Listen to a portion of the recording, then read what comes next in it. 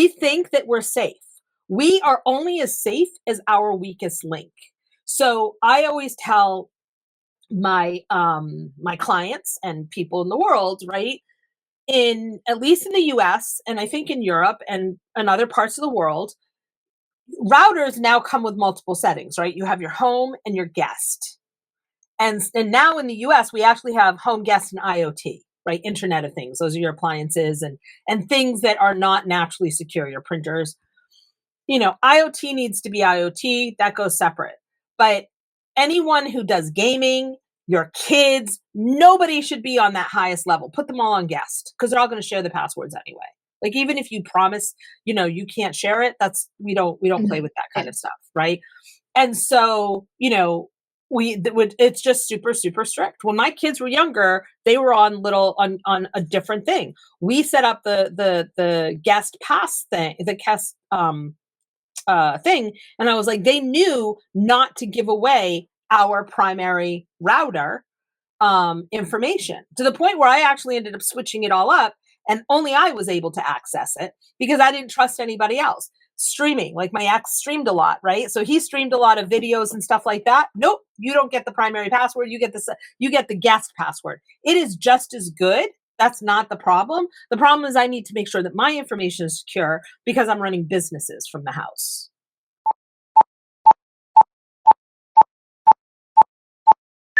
What's your sole purpose? It's what you came here to accomplish. It's also who you're meant to become so that you can make an impact by being yourself. We're all here to unlock our potential and create positive change in the world. Everything starts with you. One is not born into their purpose. One steps into their purpose. Were you born to do it? Let's find out together. Welcome to Born to Do It, a podcast about the positive change makers around us on Earth and even beyond, because really we're channeling our higher selves that who knows where they are. Today we have an exciting guest who is going to teach us how to be online more responsibly and how to connect with each other in safer ways. Also how to build our personal brands online without exposing personal data or putting the people that we love at risk. Cybersecurity expert who deals with the psychology of our human behavior. Welcome, Natalie Berthe, to Born to Do It. Thank you. Nice to see you, Steph. Nice to see you too. I am curious, was there a point in your life where you experienced issues when it comes to your cybersecurity and you thought, I need to defend people? Or was this just a random coincidence that you're doing what you're doing right now? It's actually neither. So I have 2 master's degrees, and one of them is I have an MBA and a master's in international communication, and the IC degree is both communication systems. And so as one does, right, is like your favorite teachers, you kind of do stuff that you learned when you write your thesis and your dissertations. You do it based on something that your teacher taught you. And so one of the things that we'd been talking about in one of my classes was public space. And so I did a whole research paper on the 1999 Safe Harbor Act, which is how data is used in the EU and transferred to the US, because the EU has public law, is very forward thinking and protects data. And in the US, it's implied, but not fully in the Constitution. So we don't have the level of protections in the United States that most people in the world do. And so I got so paranoid after having done all my research that I just automatically started doing things. Fast forward about 15, 16 years, and over a course of about 2 weeks, I had 5 colleagues and clients who lost access to their websites. And every single one of them should have been prevented. And I was like, if you guys aren't doing this basic stuff, then what else are you not doing, right? Like I literally had this legitimate question. So as I started talking to people and started realizing what the problem is, I was like, well, it's just so complicated, right? Because cybersecurity is just so complicated and so technical and so this and so that. And I finally decided to do some deep diving and started reading reports. And consistently to this day, right? IBM, Cisco, Verizon, anybody who writes cybersecurity, like there's all these different companies that write annual reports. In the first 2 paragraphs, you will see a sentence that says something to the effect, the number one problem in cybersecurity continues to be human behavior. Because it is depending on the survey, it is anywhere between 90 and 95% of all breaches, of all problems, are directly related to behavior, right? To something that someone did or did not do. And that could be from negligence or it could be from ignorance. Doesn't matter, same problem. And so as I started doing a deep dive into all of this, because I thought it was really fascinating, right? It was like, okay, if it's human behavior, then why do we keep talking about all these technical solutions? So I went out and found people who were experts in the field, including hackers, and started being like, okay, you're a hacker, like white hat or gray hat. I don't know any black hat hackers. Wouldn't be hard to find them on the dark web. And I started asking questions, and I realized it really is not very hard. It just sounds complicated because the gatekeepers have made it sound so hard. Mm-hmm. Yeah. And so my goal is to really demystify the whole thing around cybersecurity so that people feel empowered. They know what to look for, and they feel empowered and excited and being able to do the things we need to do. Because honestly, it's not complicated. That's it. Like if somebody wants to break into your system, if you have to worry about someone who's got it out for you for whatever reason, they're going to find a way, right? Like, Mm-hmm. The best laid companies have problems, and so they're working on things to make sure it doesn't happen. But for most of us, it really is not difficult to do. But people don't realize how simple it is. That's my goal, is to make sure we all understand that. It's the complex jargon, as you say. It's that language that's made it so difficult. Oh, it's scary. We're talking about AI. We're talking about cybersecurity. Oh, I better, distance myself because this doesn't concern me. And then you realize, oh, I should have paid attention to that because right now something's happening with my laptop or my phone. Something's glitching. Something's not working properly. But it's not only that, right? It's not even that the language is out there. There are literal gatekeepers who want you to think it's a lot more complicated.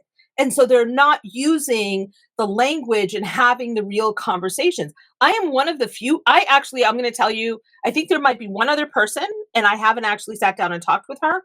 Notice, a woman. But every other person I speak to about cybersecurity, everyone is about the technical side of it. I made the mistake a couple years ago. I decided to jump into, I was like, you know what? I'm going to take this more seriously than I have, other than just working with my clients. Like I really want to make a larger impact than just the people I'm working with one-on-one or people I meet networking or on podcasts and stuff. And so I decided to jump into these conversations about cybersecurity. Now, what was fascinating, number one, the number of people who are in IT cybersecurity who don't actually understand the human element is scary. Like you should be worried. The number of people who are like, oh, my husband, my boyfriend, my contractor, my employer, the brokerage, right? Everyone else is responsible for my security, not me. That's another big problem. But anyway, so I was on LinkedIn and I decided to jump in, and I'm in here and I'm like realizing these guys are like trying to make it so complicated because of course it's all men in these conversations. So complicated, and they're talking about stuff that actually literally makes no sense based on the fact that that cybersecurity is a people problem, not an IT problem. And going through all this stuff and of course, I'm not intentionally getting into fights, but I'm like, well, no, like this is what we have to do. And this is actually the problem because I've actually done the research on this. So many of them, because I hadn't been on LinkedIn in a while, right? So many of them checked out my profile in such a short period of time that LinkedIn froze my profile for 48 hours. And they told me because I had too many people checking my profile out. And I went, I'm not going to go fight with them anymore. I'm just going to go off and do my own thing. So, yeah, they have a vested interest in making you think it's going to cost you thousands and thousands of dollars. It's not. It's not complicated. If they're gatekeeping the access, then they're making sure that the money goes into their pocket versus the everyday person that can help people in their community. Now, you mentioned something that's really important. Sometimes we run into these situations where we have the social parasites around us, the ex-boyfriend or ex-girlfriend or our bosses or our competitors. And they want to attack us. They want to get that information. They want to, show us that they've got the power. And they go to these extremes to hire people or to even attempt to break our system and maybe even use the password that we once shared with them when we trusted them. Let's see if I still have access. Let's see if I can do some damage. But for the average person, what would you say is something that makes them a suitable victim for that cyber attack? I think the most obvious. So if you are, because you're dealing with an ex or you're dealing with a potential espionage, right? That is actually a different thing. What I would say, you break up with somebody, you better change every single password you've ever had, and it should be complex, right? It needs to be complex. Use a password generator, use different IDs, change your email address if you have to. Like, there's a lot of little things you can do. But overall, right, the ones who get attacked the most are the people who don't think that they are targets, simply because they don't have a large business, because they don't have a big following, because they're being lazy, which frankly is the majority of people in the world. They're being lazy because they just don't see themselves as a potential target. And that is almost anybody, right? I talk about the fact, I am well aware that simply because of what I do, that at some point someone is going to be like, I'm going to prove her wrong. No, you're going to prove me right, right? But I will tell you that one of the things I am not is, you're not going to easily be able to guess my password, because I don't even know what my passwords are. You're not going to be able to guess necessarily the email address that I'm using, because I have private email addresses that I use for things that I log into. I use different usernames. I have a bunch of different email addresses that I use for different purposes. I mean, it's organized chaos, but it's still, not that simple. These are the things that I do to do this. But the number of people who just assume that because they are, I only have, 1,500 connections on LinkedIn or Facebook, or, 700, I don't know, followers on Instagram, or whatever their thing is, they make the assumption that they will never be a target, and they're wrong. Mm. We've all received recently these pop-ups from phones, from emails, as in email notification that, oh, your password was in a leak, as in data leak from one of the websites where you've purchased something. That could be something as, purchasing a book from an independent bookshop to Amazon. It could be a big leak from Amazon, even though they are a massive household name now and have a lot of people working on their security. Hackers are tempted to try it, and sometimes they get those passwords. So what happens if we're in a situation like that? What do we do? What's the best way forward? I mean, so the best way obviously, like, I'm going to tell you right off the bat, you change your password, and if appropriate, you change your email address. The people who so what people don't understand is, when their information, so I'll backtrack. People reuse the same password and email combination all the time. Or they use the same email address for everything, and then they use a password that varies from, like, password 1, password 2, password exclamation point, password star, right? So it's not, their passwords are not super complicated. When you find out that you have your account has been a breach, understand that information is already in the dark web by the time you find out about it. And that it is entirely possible, right, that somebody can go in, there's software out there that's available to scrape those and run that combination on a whole bunch of websites very quickly. And as long, if you're just using it on a whole bunch of sites that, that you don't use, maybe that's less of a problem. But the other issue is, if they can figure out who you are based on all the information you've given them, that you've given them a better profile on stuff. Right? That information is available online anyway, all of it. And so now you're dealing with this additional layer, where now you're giving them a picture profile. So it allows them a bigger level of a scam, right? Like, if I had grandchildren and I've got all this information out there, so now they know I've got grandchildren, and they know my grandchildren might be teens or tweens or even early 20s. And so as an older woman, they know that I'm now susceptible to scams because they've done this thing. This is something that I'll have to deal with in the next 20 years, right? My kids are late tweens or early 20s. This could actually be me in 20 years. And, if they have these things where they're now, because with AI, they can record stuff. So there's a bunch of little stuff that, but if somebody is in a breach, you need to change everything. Anything that has that email address and password combination, change it. Preferably even changing the password. And one thing that people I don't, mean, I'm sorry, email address. the email address, yeah. One thing that people don't pay attention is they think, oh, I'm not famous, I don't have followers, or I'm not as active on this platform.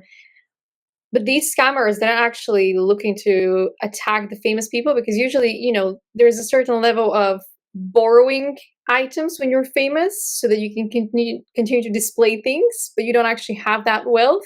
It's people that are in the background, that are not posting, that are not sharing, that are building these big legacies and the wealth structures. So they're more at risk, and usually older generations have more funds that can be exploited versus the younger generations, and they don't actually know certain things about how the young minds are operating based on their lack of exposure, being around those people and their mindset.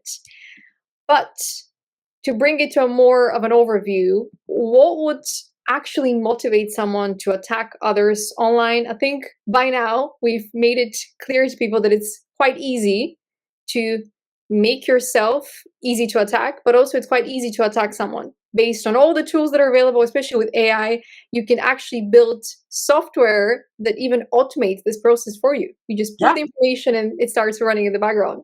But what actually motivates people based on their psychology to be like, hey, I wonder, who should I attack today?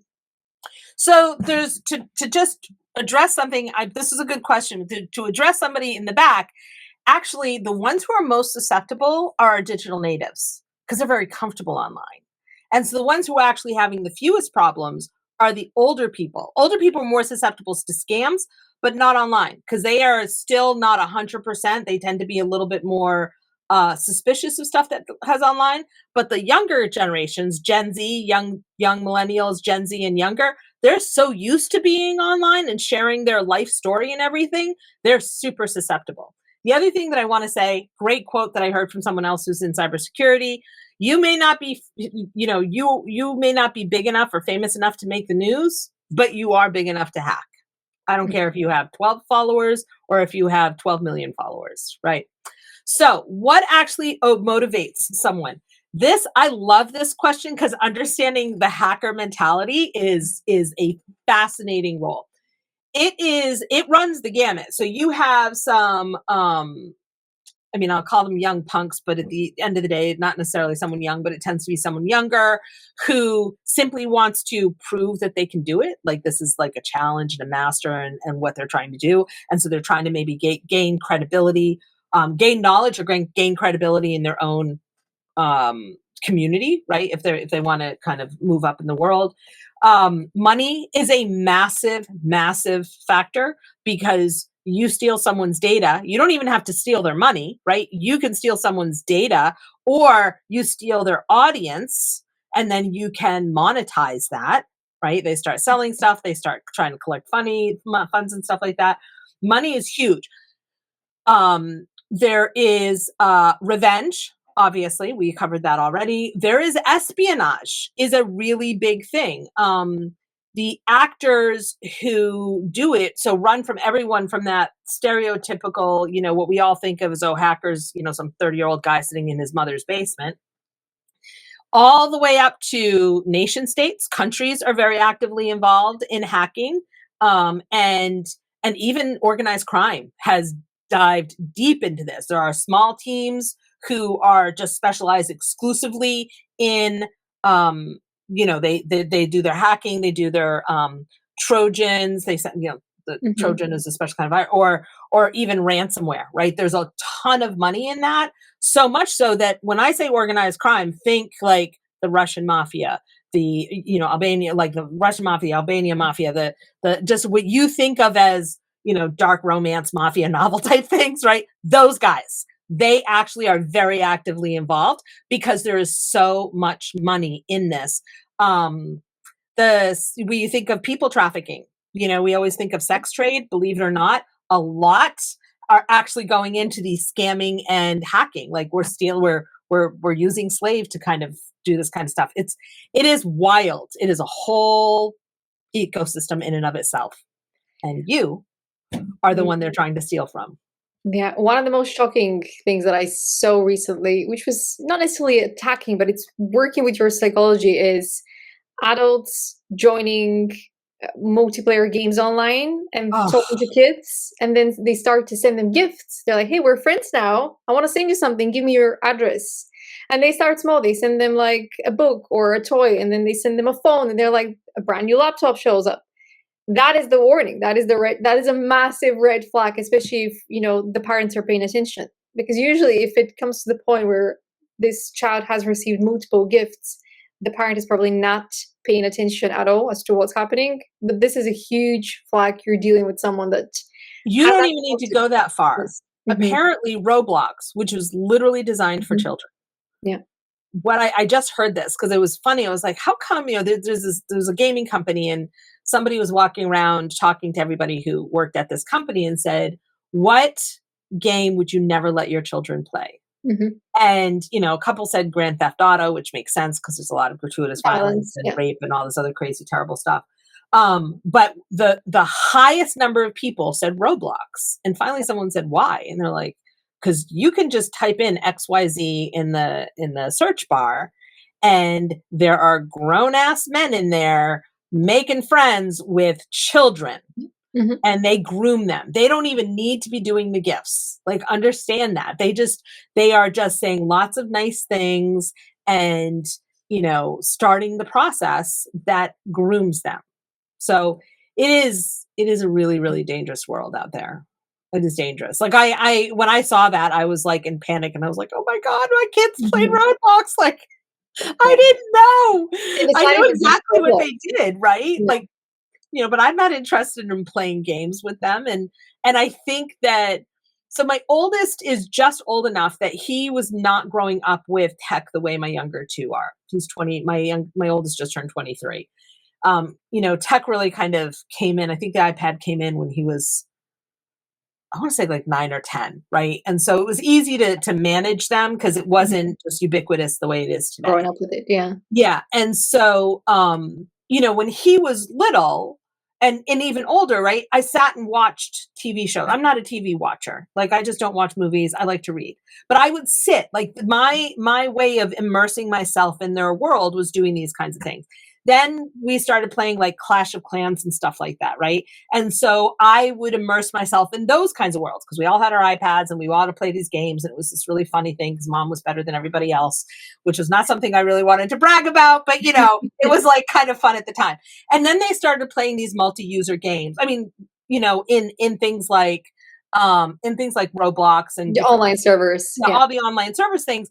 And that's where I drew the line because I just was like, I wasn't even like, I did it to connect with my kids and understand what they were doing, but I thought I had a really good understanding. And what I've since learned is I did not. Like, my kids have tried to get me involved in other online games like Call of Duty and Creed and what's the other one Fortnite. they wanted? Fortnite, right? And Mhm. so I understood Fortnite, the drops, I understood the stuff, I would watch them, I'd participate, but I never jumped into things like Roblox and some of the other stuff because they were just kind of, they weren't super into it, but they played it enough, right? I even jumped in at some point playing Minecraft.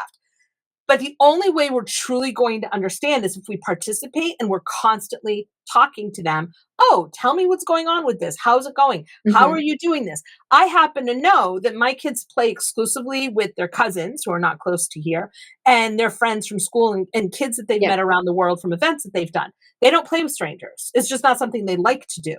But if you have a kid who is not well connected already, you have a different potential issue, right? Like, somebody can slip into those things. They made a point, and then my middle son, who was really involved in this, I could say to him, "Hey, who are you playing with? Who's going in there? Do you ever let anybody in there?"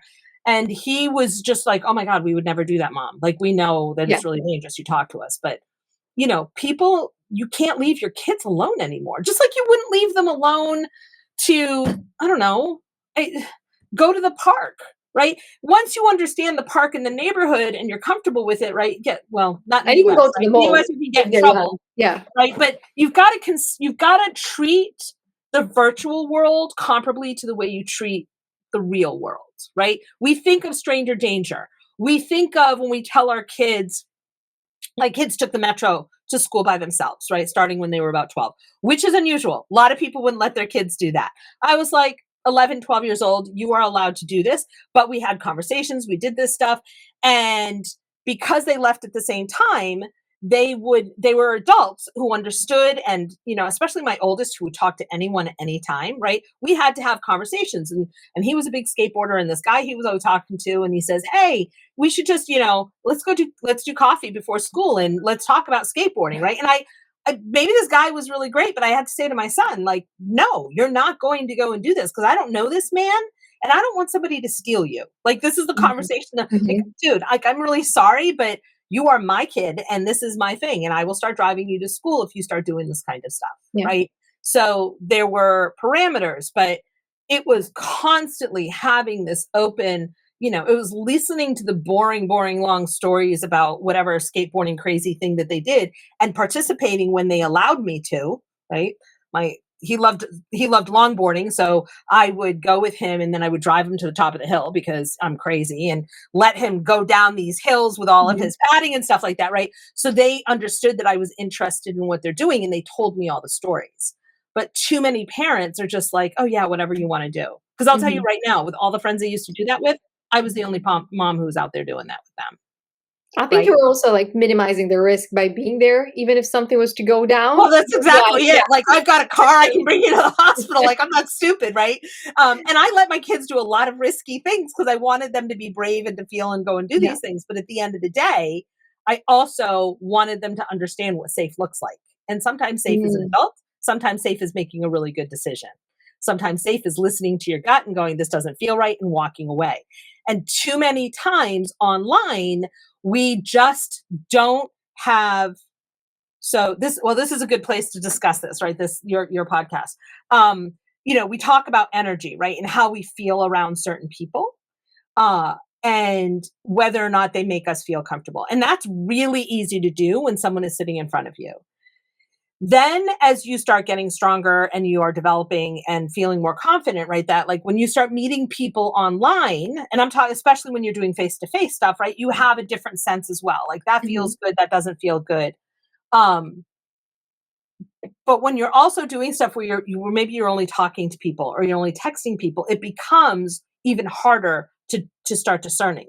And when you're a digital native, you're just used to always feeling this kind of weird, disconnected, I'm not there. And so it becomes harder and harder to discern, right? Now we have to teach our kids to be like, hey, if they're asking you this weird question, right? Then we have to worry about this. So one of the things that I tell parents is, which is weird, right? Like, the thing that we do so that our children grow up with a healthy understanding and respect for their own bodies is to talk about sex openly, right? I'm not saying you need to talk about your sex, about your favorite position and what you're doing with your partner in bed, right? But, like, that's not, you don't have to go to this, but you have to be able to talk about it in a way, even if you're joking around about it, even if you're, whatever it is, right? You need to make it something that it's normalized.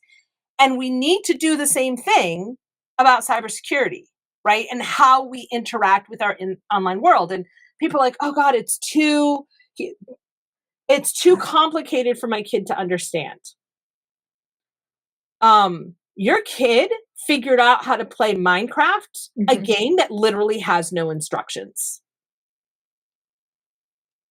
Your kid is smart enough to figure this stuff out. Right? That's what I say to people. It's like, yes, there are now how-to videos, but those early adopters, my kids were among the early adopters. There were no how-to videos. They had to experiment and figure out how it works. And let me tell you something. When I jumped in there, I couldn't figure out how to work. My brain, and I've got an engineer brain, right? I couldn't figure out how this stuff worked, and I got frustrated, and I didn't like the way it all worked. They're all, too much going on with the eyeballs there. Middle-aged eyes don't help. But they figured it out. So don't tell me that your kids don't know, like, it's too complicated for them to learn. This is just another thing we need to add to their executive function skills. And I get it. Like, we got a lot of neurospicy kids, but then you make it a game or you make it a habit, right? They all learn to wash their hands and wipe their butts, right, when they go to the bathroom. They figured that out. Like, we had to teach them. This is right up there with them. This is the digital hygiene. It is actually, this is literally what it's called, is digital hygiene. It's called cyber hygiene. Cyber hygiene. I love it. Well, one question I have for you before we switch to the next conversation. The question is, if people can extract information from your device can they access your device to drop information inside and Of then maybe course. try to use it against you, whether it's for promotion, whether it's for sabotage, whatever their reasons might be? Like, what do we look for if we are concerned that somebody might have been playing around with our device remotely, or, our friends from the other room? So I always, yes, if there is a point of entry, then you absolutely can get anything taken or given away. And especially if it's not locked down, because for a lot of us, we don't lock our apps, so we don't have to unlock our app every single time we're on our phone, right?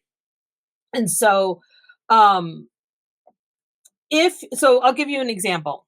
Maybe you work for a company that requires high level of encryption, and you have a work phone, and for whatever reason, you are actually also accessing your internet at home on your phone. Normally, companies will be like, you cannot put any other Wi-Fi system on your phone, or you can't put your phone on the company Wi-Fi system. But a lot of companies don't do that. But really high power. But let's say that there's some kind of overlap. You want to connect with your. This actually, LastPass had a problem with this. I'll give you the LastPass because it's a really simple equation. But LastPass a couple years ago had a breach, and the reason that happened was that LastPass is a password manager, probably the most popular in the world.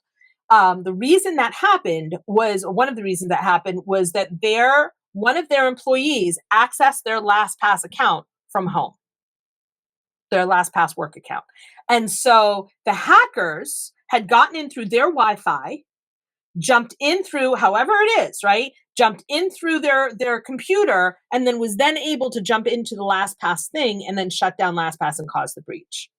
Here's the problem, right? We don't know what. Now, let's assume that the employee did everything they should have done at home. They changed their password on their router. They had great passwords all over their computer. They didn't download any junk. Like, they have done everything pristine.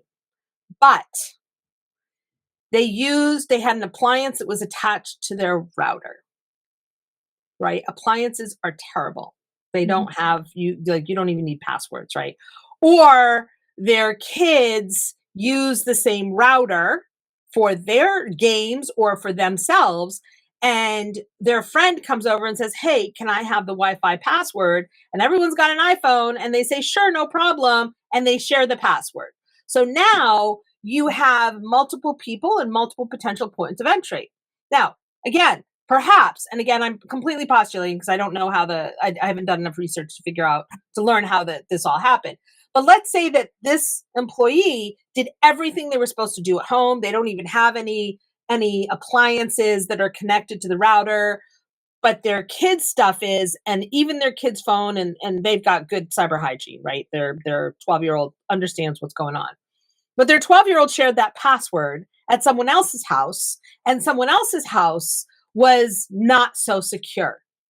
And so some cyber criminal who's been trying to get into LastPass and tracking this stuff down figures out the picture, because it's not that hard, right? We're constantly leaving digital footprints, and they jump into this kid's house, onto that kid's phone, and then the next time the kid comes to the LastPass, the house with the LastPass employee, they are now able to jump on the Wi-Fi, and everything that you have done is for naught.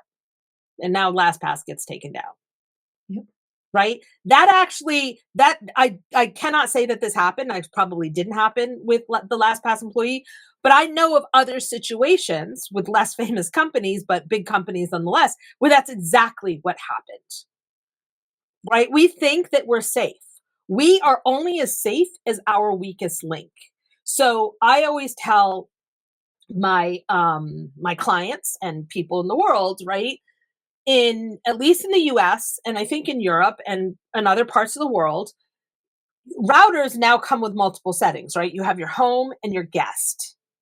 And now in the US, we actually have home, guest, and IoT, right? Internet of Things. Those are your appliances and things that are not naturally secure, your printers. IoT needs to be IoT, that goes separate. But anyone who does gaming, your kids, nobody should be on that highest level. Put them all on guest, because they're all going to share the passwords anyway. Like, even if you promise, you can't share it, we don't play with that kind of stuff, right?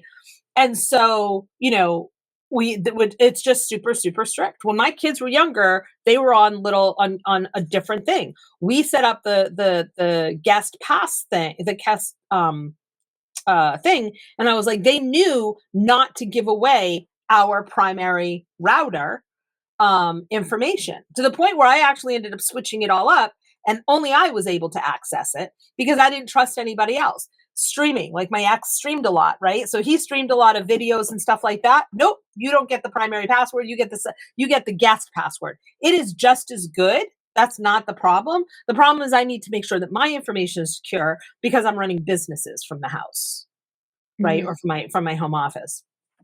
So it's the permissions that are attached to these passwords. For people that are listening, thinking, what's the difference? It's you have the permission with the main password to edit everything, to access everything, whereas with the guest ones, it's probably limited level of what you can do. No, it's actually really simple. It's like having multiple routers in the house. Okay. Right. So it's not the main router that you're sharing. Right. So the primary, and so your main router is you use for your more complicated, the stuff that you don't want to ever get hacked. Yeah. The second one is stuff that people aren't going to be as safe on. And it's literally like having two separate routers, but they're simply on the same router, but it's two separate rooms in the house that they don't overlap. Right? They both have two doors going outside. It's in the US we call them duplex houses, right? Like a duplex house is you're all in the same building, but you don't have any doors that go in between. You both have in and out. That's exactly what it is. Your router is the same building, but two different doorways going to the same thing. So it's not even permission levels is a different thing. That's really important for business. That's really important for a lot of things. This is actually like having a whole separate router. It's like a detour. If somebody wants to hack you, send them on a detour. Yeah, that's exactly what it is. If you're going to hack, go ahead and try hacking on these guys, because if you get into my kid's phone, I'm not worried because my kid doesn't have access. My kid's phone doesn't have access to my main information. All I have to worry about is me and mine. Yeah. Right? If you have a partner or a roommate who likes to game, do not put them on the gaming. Oh, God, terrible, right? Stuff like that is constantly getting downloaded. Streaming, gaming, anything that has nowhere near as high level of security as we need. And then you make sure that you the bills get paid, and when we're dealing with money and investments and banking and protecting personal data, all of that goes on the higher the primary one. But yeah, they're just it's like having a second router or even third router. It's a good strategy. It is actually a strategy, interestingly, that nobody talks about. I talk about it because it's like, what is it that we can do? The goal is always, when I spoke to hackers, what I heard from them consistently was the goal is to make yourself too tedious, right? It's just too much of a hassle to kind of go after you. And so if you can thwart a hacker for like 10 minutes and they can't really get in very quickly, they're moving on to the next person. There's 7 billion people in the world, right? 330 million in the US alone, or 360, whatever the latest numbers are. I don't even know how many are in Europe. There's plenty of dumbasses out there who refuse to do the thing. So just make yourself less attractive. Absolutely. But speaking of making yourself less attractive, we're approaching the point of, or rather the topic of influencers and people building their personal brands. And they love to be very attractive because that's how they earn their trust of new clients, of new leads, of new collaborators. So what would be your advice to young people who are using the internet to actually go the other way to make themselves super attractive, which makes them more vulnerable for attacks because they're constantly on display, because that's how they're building their status, building opportunities, and sharing their message with the world? So there's a couple of things. If there's actually quite a few things. I actually would love to develop a course specifically. I should pitch one of these events because this is really, really important. The first thing is to try to scrape as much information off the internet as you can. which sounds counterintuitive, but you don't want your personal information out there, right? If you look up pretty much anybody's name, it can, like, I once looked up my name and I was like, oh my God, like even my stepfather, who by the way was not even my legal stepfather, right? He was just my mother's partner for a really long time, but we called him my stepfather. He was still associated with my name, even though there's no marriage connection, there's no address connection, there's no, like parent kind of connection. So it is really, really easy to make those connections. So we want to try to clean that up as much as possible. I think there's a service, I think it's called Delete Me, and that does it. Understand that having a don't give an F attitude. Clearly, I'm somebody who doesn't have a lot of filter. I actually like completely live my life like this. I'm old enough that I don't care what people think about me as much. Actually, I don't care what people think about me at all. Like, I just don't have time. So that is not the same thing as not making sure we're taken care of. And so there are a lot of little things that we can do. And that's the trick with all of this, is it's the little things. You never use a public facing email address that you use privately for anything else. So if you had an email address, for example, stella@gmail.com, and somebody out there has stella@gmail.com, probably not you, but let's pretend that it's you, right? You have an email address, stella@gmail.com, and you're using that for your personal emails, for your banking, for your social media, and you put it out there and you say, hey, I'm running this amazing business. Reach out to me at stella@gmail.com.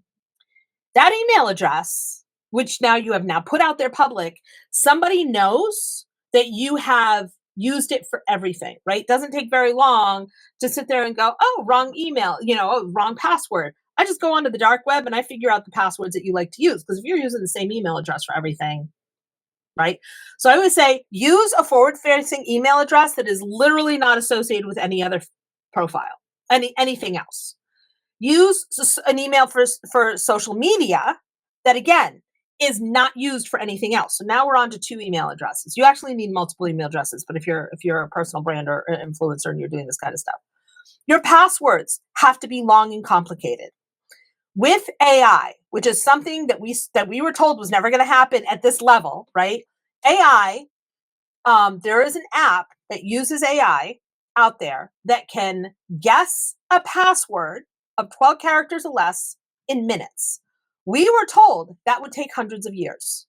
That is no longer the case. So you got to use passwords as long as you are allowed, like the length of them, right? They can be long and complicated. This is why I use a password manager that generates my passwords for me, long and complicated. I don't know what when I say I don't know what my passwords are, I literally don't, because it's all jargon. There's no words, there's no nothing. It's long and complicated. So those are the things you need to do. When you are using, when you're showing video, you need to decide what you're willing to share and the chances you're going to take. If you are a single woman, for example, you need to be really careful, much more careful. Like I know some amazing influencers who've been stalked, who have people who are out there. So what I would say to them is, look, you're making enough money to buy a house. You're also making enough money to incorporate a business that is in perhaps Delaware or a state. Hire a registered agent so your name is hidden, and then you buy a house through that corporation, right? These are the ways that we need to protect our privacy as best we can.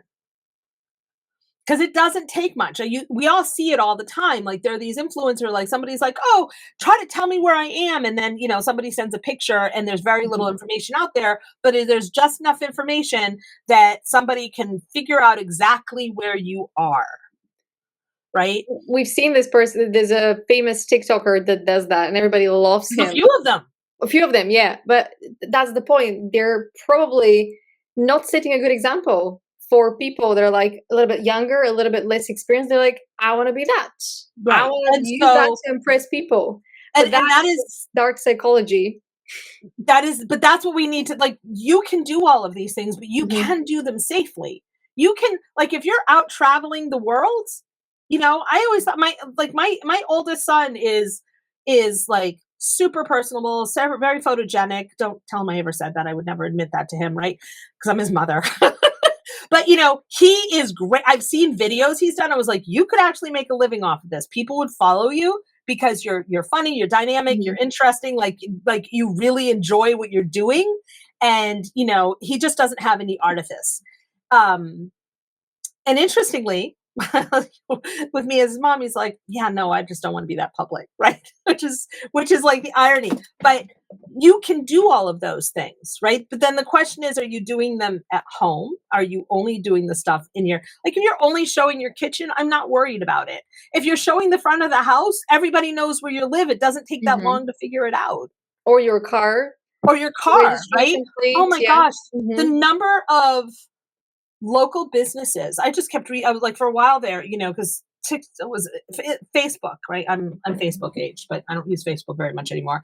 That there were local ads were popping up, and they kept showing, like, there was one ad that was like, hey, this is why you need to go in solar, because Solar DC's got a really good solar program.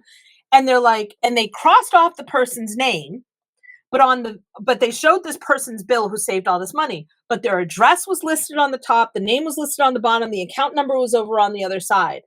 So I immediately reached out to them and I went, hey, this is my world. Like, I'm an expert. You just docked someone and they will sue your ass in a really big way, right? Then I had to reach out to another company because they were like, license plates. No, you just need to know somebody who's willing to look up a license plate. Now you know where someone lives and their entire backstory. That's why we use mock-ups. That's why we use replicas. Yeah. I mean, it is something that we need to be thinking about. When I see even if I don't know someone and I see like the number of people who post their birthdays on Facebook, like, you know what, month and year is fine, whatever, right? Like, that's easy enough to figure out. But month and day is fine. Actually, month and day isn't even really great, but like, it happens. But month, day, and year, you have just given somebody the keys to your kingdom. Thank you very much. Right? That happens all the time.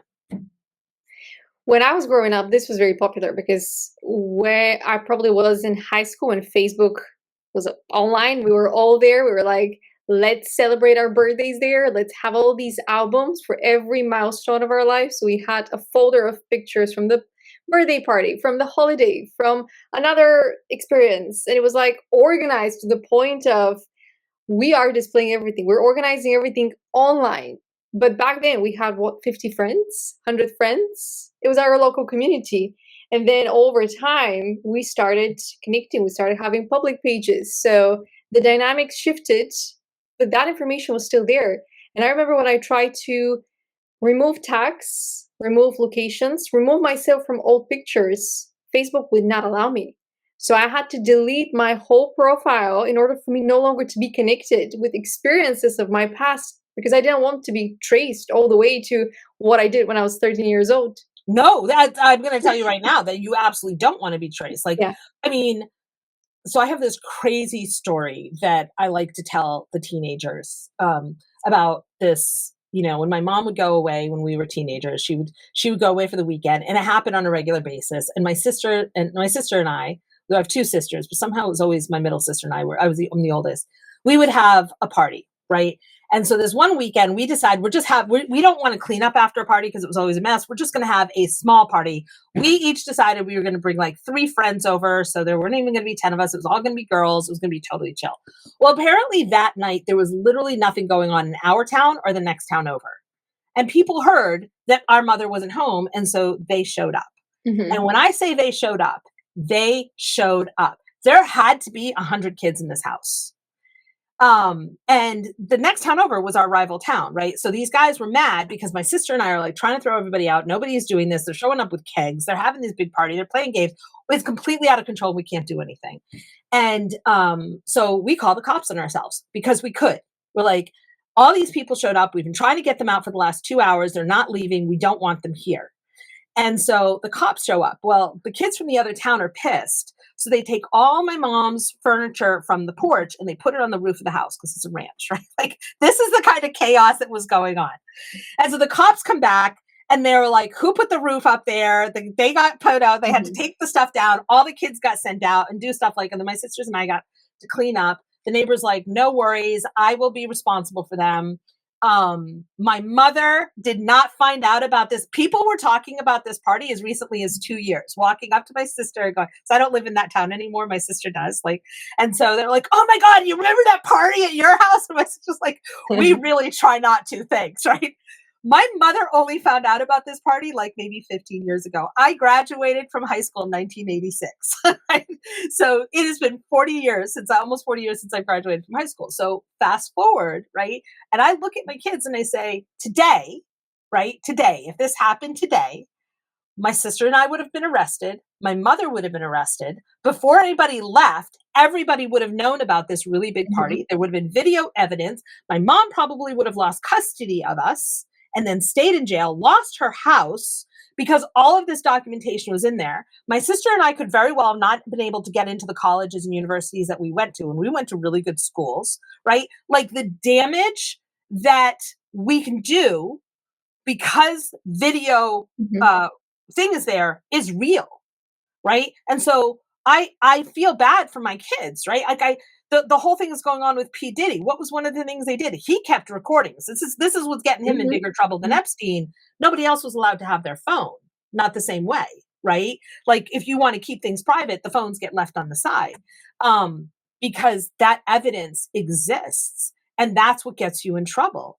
And so, so I will tell you that when I started using Facebook, I didn't fully understand because I was using Facebook probably not much later than you did, right?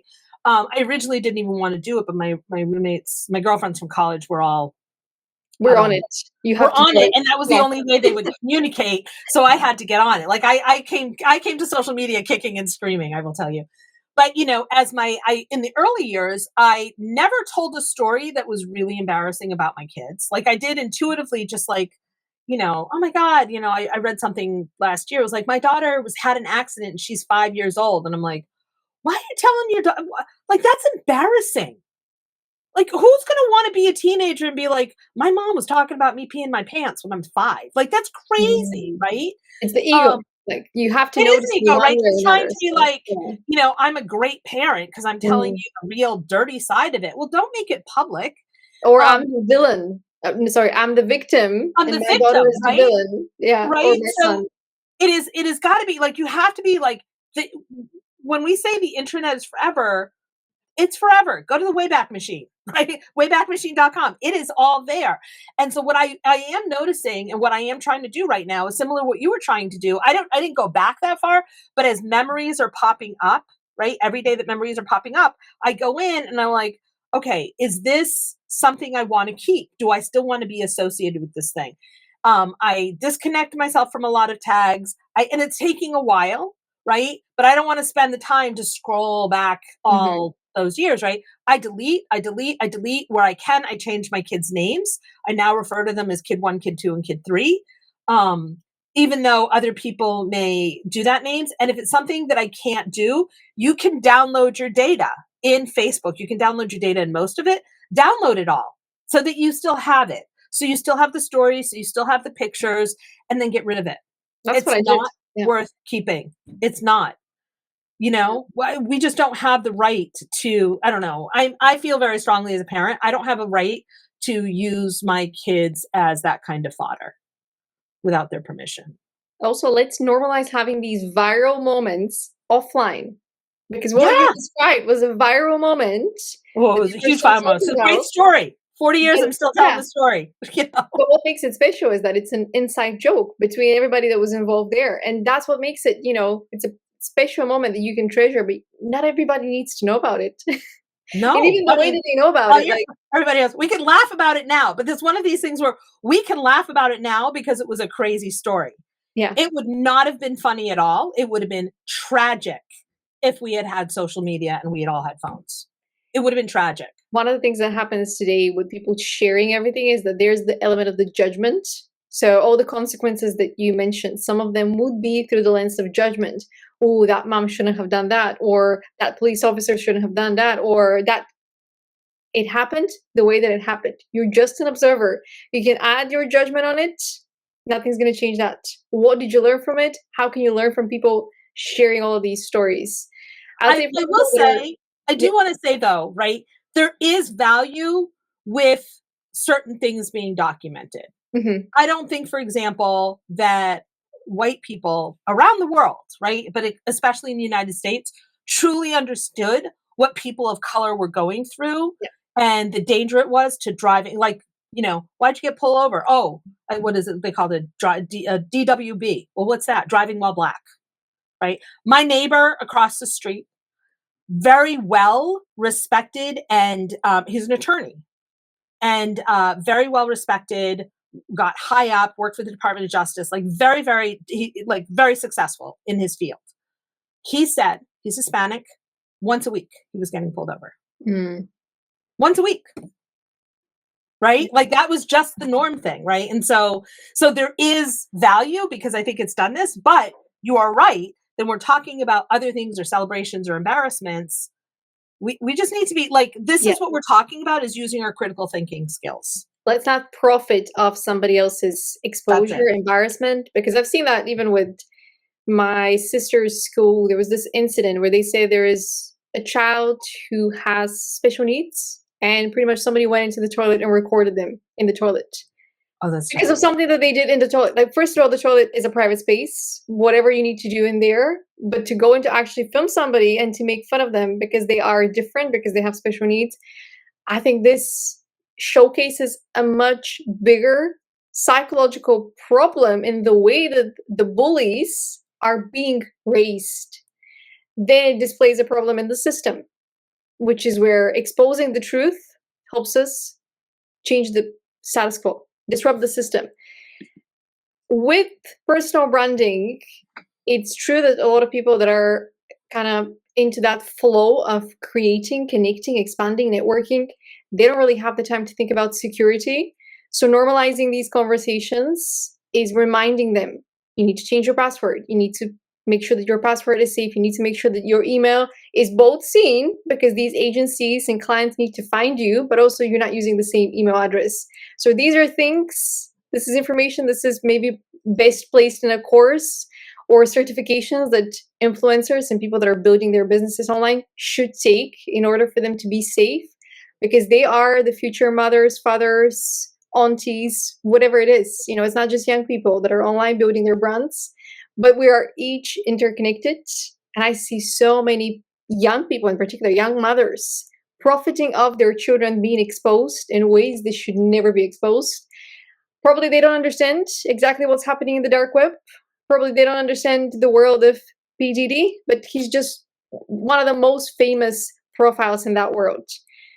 Sex trafficking, people trafficking, this has always existed and will continue to exist for a long time, especially with the current state of technology that allows us to hide information and to track information and to move information in a way that benefits those on top that are currently ruling these circles. But it's a very interesting conversation. And one more detour I want to make with you as we're talking about staying safe online is actually the older generations, the parents and the boomers, and the scams that are probably a little less common today. People asking for money, because we've had a lot of news stories about it now. So it's been normalized. You get these requests for, oh, you've ordered something. If this was a mistake, please click here to change that order, or, you know, we can refund you. People asking for help, whether it's your daughter, your granddaughter, your grandson, whatever it is. We've normalized talking about these things because there was a huge boom in the last 5 years, 10 years. But there are new tricks, there are new tricksters, and there are new schemes. So what should parents and boomers be aware of as they're getting more familiar with technology? So, you know, I know you said that we talk about this a lot. I don't know that we can talk about it enough, because at the end of the day, it's still a multi-billion-dollar industry, scamming. And if we've talked about it enough that it's not a problem, it wouldn't be so successful. I think because especially the boomer generation, I'm Gen X, but especially the boomer generation and some Gen X, right? We're not digital natives. And so the good news is that when we're online, we tend to be people are either, it seems to be like a real strong bifurcation where some people are like super like, oh my God, this is great. I get to meet all these new friends, and they're completely clueless about online, or they are suspicious as F, right? They're like super suspicious in how they're doing their stuff. I would always caution, especially older people, to maintain that suspicion. The startling number of Gen Xers and millennials who contact me and say, my mom, my dad won't listen to me. They are not doing what needs to be done to keep safe. They keep giving away money. They are constantly being catfished. So these are people who are being told of the dangers and they're just ignoring it. Right.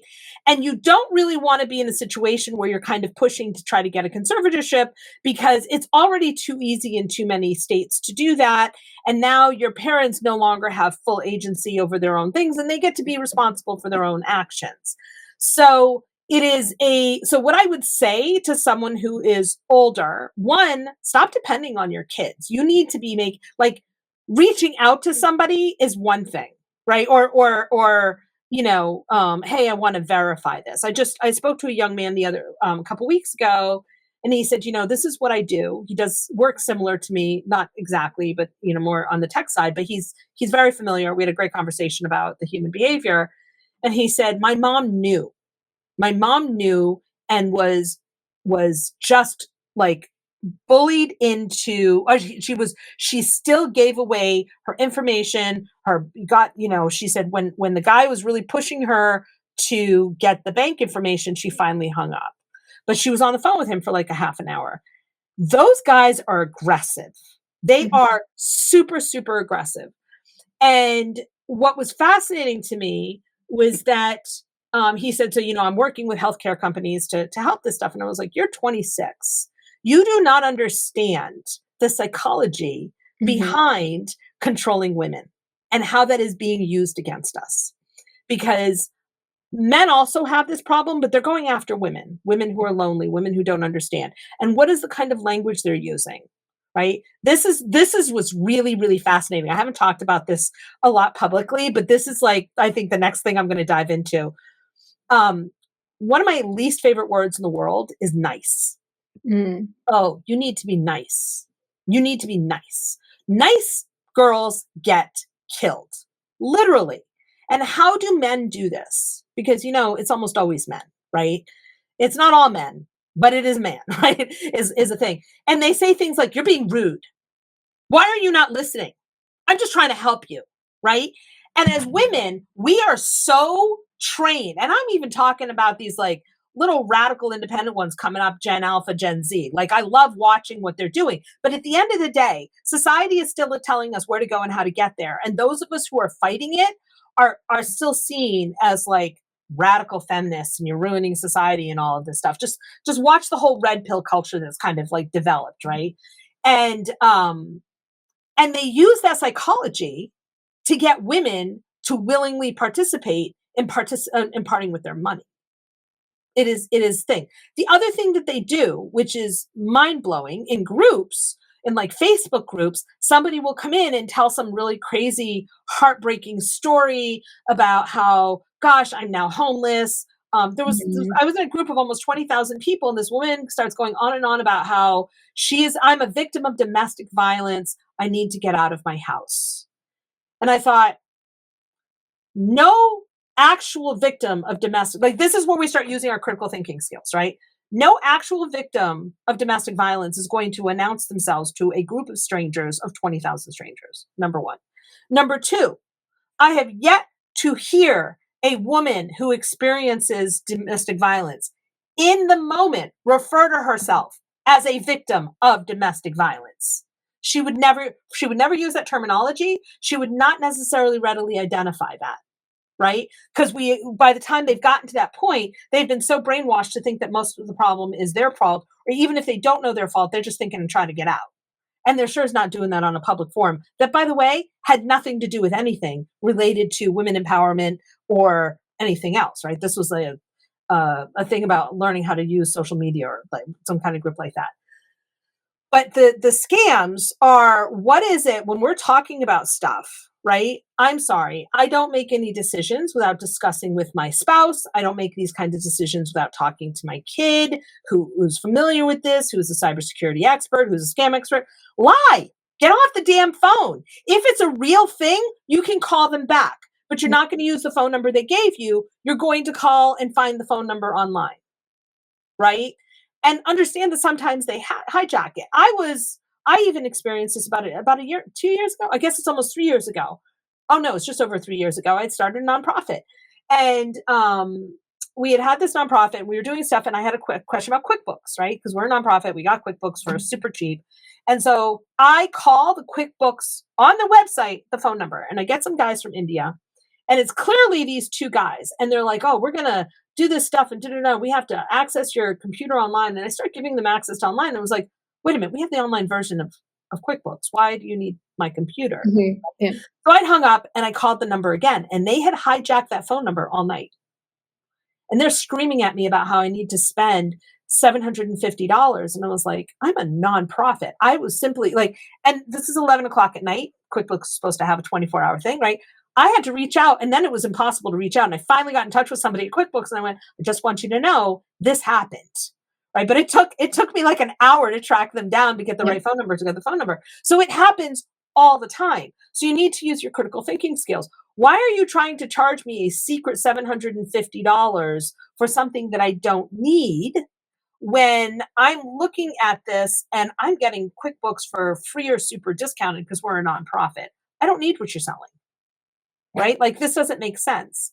And so I would like everyone to be suspicious. You know what that means? That means that someone says, "Oh my gosh, I'm calling from NPR, the fire department fund," or whatever the deal is. Can we count on you? The answer is, what's the domain? I will donate online. Yeah. Mm-hmm. I've said that because people have done that on the door, knocking on the door and asking you with the machine, "Oh, can you swipe your card? This is for Absolutely charging." not. Like, send me the link to your website. I'll go on the website. But I don't know you. Also, you're in a private building. What are you doing on the 10th floor Yeah. knocking on the door? Somebody called me for collections. They're like, "We'd like to verify your information." And first of all, I knew it wasn't me, but my answer to them was, "I'm verifying nothing because I know nothing about you." Yeah. Right? Like, I mean, because I don't know, somebody's used my phone number for quite a few things, because they're like, "Oh, is this Craig?" And I was like, "Nope, not Craig. Definitely not Craig. I am not a man," right? No Craig living here. No Craig's ever lived here. But, they call and they'll say, "We want to verify the information." I'm sorry. I don't know who you are. I know nothing about you. "Oh, I'm calling from," and they rattle the company off. That means nothing to me. Mm-hmm. "Well, we just need to verify your information." No, you don't. No, you do not. Right? The answer is no. And that is like the whole thing about like being careful about who you're answering the phone to. I would like older people, seniors, older people, to start taking more responsibility and just assume. And this is terrible, right? This is a pessimism that I don't actually adhere to in my personal life with anything else. But I don't know if you're like, they used to say, one of the jokes that was always, the word gullible isn't in the dictionary, right? Someone who just believes stuff. And I was young enough and gullible enough that I actually looked it up, right? Of course, gullible is in the dictionary, but it was this whole idea that you could believe anything just because someone's really nice to you when they're talking to you. And like, you just need to assume that if someone is contacting you unsolicited, then you need to just, "I'm sorry. I'm sure." And, my answer always is, "I'm sure you understand, but with all the hacking and all of the scams that go on Yeah. here, I can't do any of that." You don't have to be rude. You don't have to swear at somebody unless Also, there's you don't owe anybody anything. If you don't want to talk to them, they're trying to talk to you in your personal time or professional time. If you don't want to talk to someone, close the phone. You have that right. It's You have free that will. right. Mhm. That's right. And I think people need to be exercising that a lot more. Mhm. Yeah. You want to go and hang out and talk to people. And I mean, there are scammers who, con men who will show up and do things face to face. That's a different problem, and it doesn't happen as Yes. much. Yeah. But I just want everybody all the time to be super cautious. And so one of the things that we were talking about when you were talking about like the grandparents and the voice AI, we started having that conversation too. One of the things we talk about is, I always say, safe words aren't just for sex. Safe words are also for conversations. A weird safe word that would not be do stuff. Like, right, I mean, this is not my safe word with my kids, but if they called me and they're like, hey mom, I need a few $100s, I'd be like, okay, AI can record my son's voice, it can record my voice, can do all these things. So, okay, before you start telling me that you're having all these problems and that you need my help, what's the safe word? Right? And if they don't know the safe word or the safe phrase, or you ask questions that only they would know. What was Amy, Amy is my mother. Yeah. What was Amy's dog's name that she had to put down like 3 years ago? Right? That's not something most hackers are going to know. It's going to take a lot. Or it could be a question that almost feels like an everyday question, but you've said that to your friend or your child or your parent. If you call me for an emergency, I'm going to ask you this super obvious question so that we throw off whoever's listening. And you need to respond in a specific way to know that you're safe, right. and to know that you're in danger. You have to practice that as part of the digital hygiene. There was a video about that as well, that with AI, people can actually upload a clip of you, 10-second clip. The AI knows how to mimic your voice, how to mimic your face. They can replicate you. Almost as exactly. As if you're sending a video message, which is the thing. insane. I've heard that singularity will probably happen in less than 2 years. I mean, that essentially means, right, when you're talking about Web3, you will not be able to tell the difference between fake and real. And the only way that that's going to happen, because at the end of the day, AI is really just machine learning, right? It really just is machine learning. That means that it can imitate my emotions, but it can't experience my emotions. And so, when my kid calls me up and starts going, oh, no, America, blah, blah, blah, Trump, right? Because he likes it. He's not pro-Trump, but like, when we doing this stuff and he knows that I'm going to get riled up about it, like he does that to get me riled up, right? I don't get as riled up as I used to, but I used to be like, dude, if you vote for him, I'm telling you right now, you never push the button right away. If this is you, really, like, you understand this is it, man. You're not showing up in my house until like that's all gone. So it is like you just need to find out what the code is, what the language is. Just like, we train our kids when they're little. If someone is coming to pick you up and they say you're their mom or dad's friends, and it's not somebody that regularly picks you up, right? They need to have the safe word. Right. And so you need to be able to say, oh, you're mom's friend. I haven't met you before. What's the safe word? Yeah. Or you go to the teacher right away. Like, these are the conversations that parents should have with their children and with their teachers and with the whole system. And frankly, this is something that we need to be reinforcing. We need to be teaching our kids this early and often. Starting with the safe words. That's a conversation. Oh, we don't want to make our children scared, right? My kids were actually in a lockdown because they found a gun at the school, which unfortunately was also the day of Sandy Hook. It was a very emotional, exhausting day that day. And, and so my youngest was in kindergarten, right? So they had to keep the kids really calm and, kind of a little bit distracted. But at the end of the day, sometimes you need to say, look, like, we are doing this thing because we need to stay safe. We do not want you to get hurt. You don't have to say some gunman's coming running around and do this, right? But we need to say there's a madman on the loose, right? Yeah. Like there is a way to have this. I told you, my oldest is still to this day like Mr. Social personified. He would go wandering. He would talk to anyone at any time. He always stayed relatively close to me. He still calls himself a mama's boy. He's not really a mama's boy. I'm not that involved in his life, but he always has my back and I have his. But he is, he would stay close, but he would literally talk to anybody. And one of the things he liked to do was going down. I live in Washington, D.C. It's all over my stuff. And played on the sidewalk. And my ex used to fight with him. And he's like, you need to come up here. You need to come up here. You need to come up here. I remember one day I just watched this go on for like 15 minutes. And he was like, he's not listening to me. And I was like, watch this. And I go, hey, kid, right? My kid's name. He goes, yeah, mommy. I said, need you to play up on the porch. And he just looks at me. He's like, and I said, look, I just don't want anyone to steal you because I really like you. And I want you to come up here. And he was like, oh, okay. right? Very simple, right? Mom doesn't want anybody stealing. I didn't say to him, bad man might come. I didn't, like, it wasn't a scary thing. It was 3 years old. And I just never had a problem with that, right? Because we were able to communicate in a way. And I think we need to be doing that all the time. There are not nice people.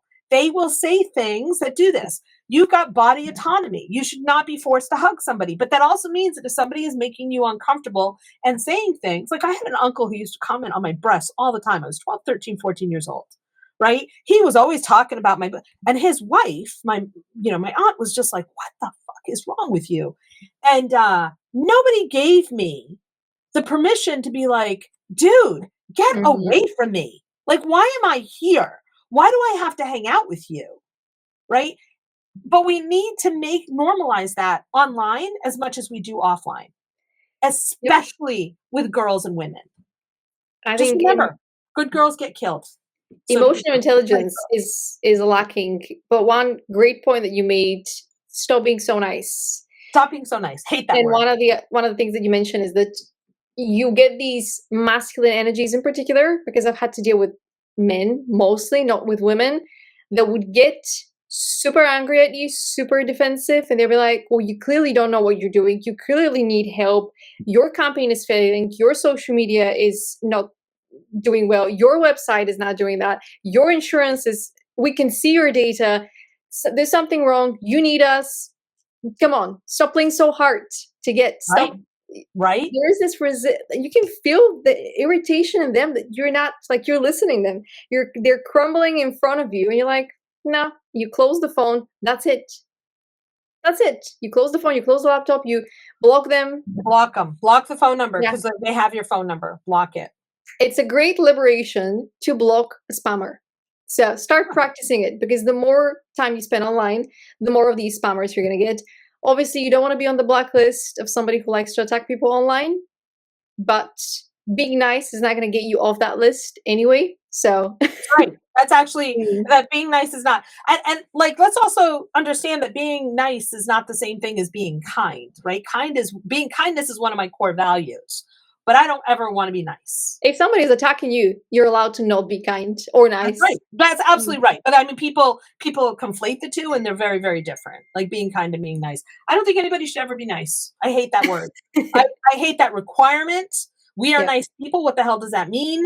Like, what, we allow other people to walk over? And it's always girls. It's always girls and women who are supposed to be nice. I never hear boys and men, oh my gosh, you should be nice to her. Oh, be a good sport. That's the masculine version. Be a good sport. Right. Be a good sport. What does that even mean?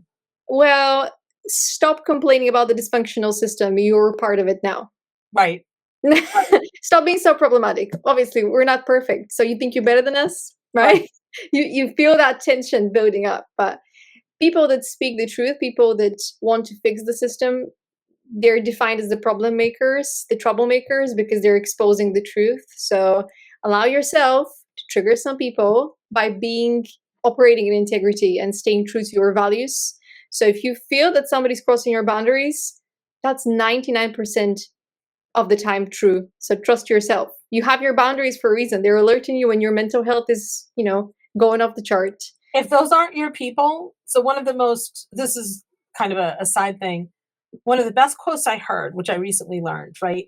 We're always being told that blood is thicker than water. And the quote is actually, the blood of the covenant is thicker than the water of the womb. So it actually means the exact opposite. So just because people or related people, whatever, they don't get to walk all over you. Proximity does not give them any rights. Just because you were born in a particular family doesn't mean that they are your soul family, because you have your consciousness, your soul, and that might feel more aligned with people that are living miles and miles away from you in different countries, different ethnicities. But to come back to the conversation, because we are way ahead of time and we have some more points. What's one story from your career that has shocked you to the point of almost like wanting to close the laptop, burn it, never have to face humans, and travel somewhere abroad and forget that you ever want to build a career where you're protecting people, because it's almost like I will tell you that there's been a few of them. And it is all related to the audacity of predators. The two that come to mind most recently are what has happened with Gisèle Pelicot, the 71-year-old woman who her husband of 50 years, for the last 10 years, has been drugging her and bringing in men to rape her while she was unconscious, right? And he gaslit her and allowed her to go and do all this stuff. But in that same vein, right, that was absolutely infuriating. And the fact that, we aren't talking about this, or women are talking about this and men do not want to talk about it, or they just don't understand. It's not being discussed at length. And that there are a number of her perpetrators, her assaulters who, quote, cannot be charged because they take such prominence in the community, right? There's video evidence. And to that extent, it's what's been going on to P. Diddy, what's been happening with, as we find out what's going on with P. Diddy, and the number of children who we now know, right? That, like, I won't even bother naming all the names because it doesn't take very much, but it is so incredibly shocking that we have not trained our kids well enough to listen to themselves, right? Would the very well-known stars that we know today, like really, really well-known people, would have been subject to this had their parents been less enamored of the idea of their kid being a star? And the fact that they felt so incredibly comfortable recording all of this for posterity later or for blackmail purposes. It is what is shocking to me is the level of audacity that they have to be recording it and keeping it. And it is the level of depravity that goes on with that. And I think from a cybersecurity point of view, right? Like, if I was his cybersecurity expert, what I would have said to him was, you need to, like, I could tell you, like, what he could have done for himself better, but also, why are you keeping stuff for 10, 15, 20 years? Just to blackmail people and do these things. But what that tells you is how easy it is to do, and how easy it is to fall to a victim of someone who is going to take advantage of you, however that looks like. Yeah. That's an extreme. Those are extreme examples of violence. We call it sexual violence, but it's really just violence. But that's not that far of a jump to see what's going on with scammers and people trying to take advantage of other people in the digital space, right? Like, it really is not that big of a jump to move to that and understand, like, when we're taking care of ourselves and we're protecting ourselves, it's not just, oh, I don't want to lose my Facebook account. Like, if that's the only thing that happens to you in your lifetime, that sucks, but boy, are you lucky. Yeah. Right? Like, I hope that would be the worst thing that ever happens to you, that you just have to start a new account and start over. But the fact of the matter is, it isn't, right?